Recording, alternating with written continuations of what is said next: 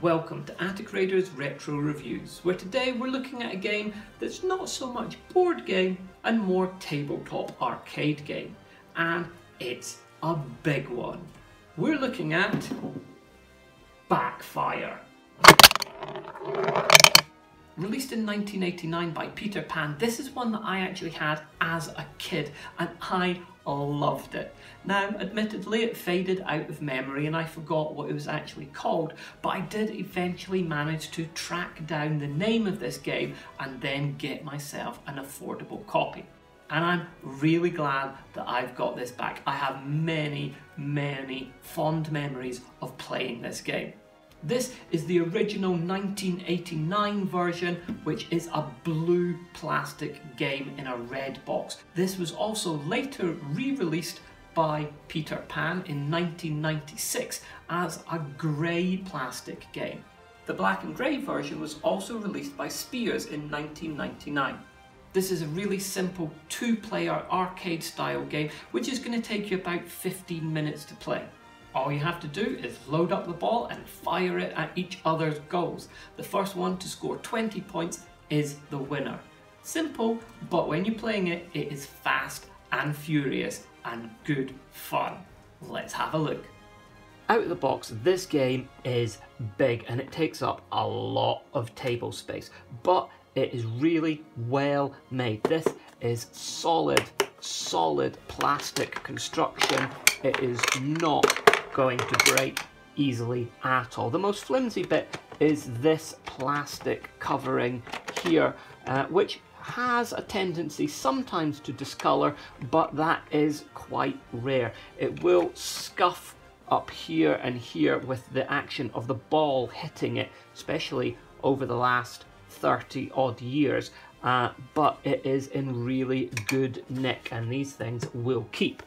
There is a ball which is self-contained inside here, and this ball is not designed to come out. In fact, it's really, well, you can get the ball out. There you go, the ball does come out, but unless you're deliberately trying to get it out, that ball is not going to come out and it will not easily get lost.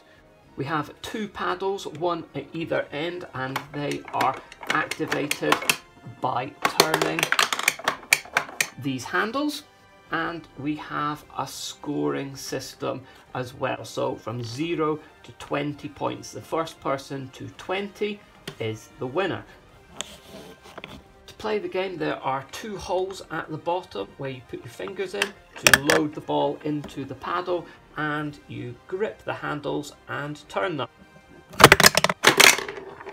When playing, if your yellow paddle is too high, the ball will just go underneath it and the other player will score a goal.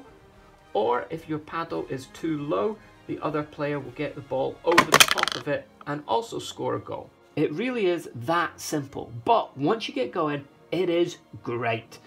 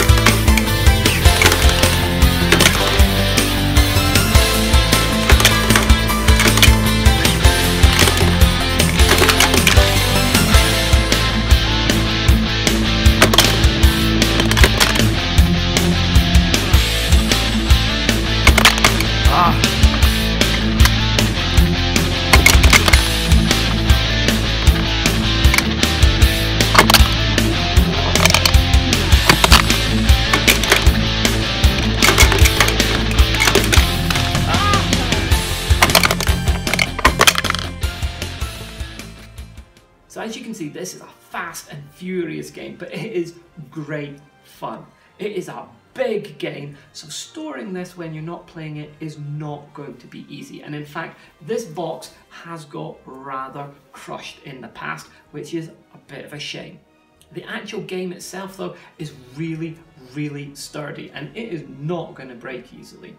It's simple, it's good fun, and anyone could play it at pretty much any age. Now, I have to admit that as a child, though, I did find a way of cheating at this game, and it's a pretty easy cheat, which means that you're never ever going to lose. And that is simply by rotating the yellow paddle to around about 45 degrees and holding it there when the other person is about to shoot. They are never ever going to be able to score a goal, and you are eventually going to win doing it that way.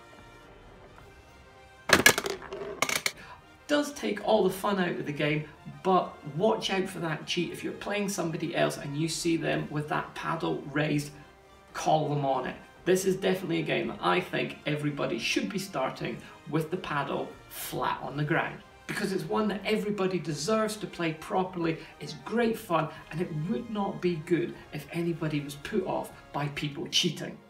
This is one that there are plenty of copies out there on eBay of. It's not one I've ever seen at a car boot sale or charity shop, but if you want it, there are lots on eBay, particularly in Britain. America, not so much, because this is a Peter Pan game, which is a British company, but eBay UK, there are lots of versions of this, especially since it was re-released in the grey. And the grey you're probably going to find a little bit more than the original blue 89 version.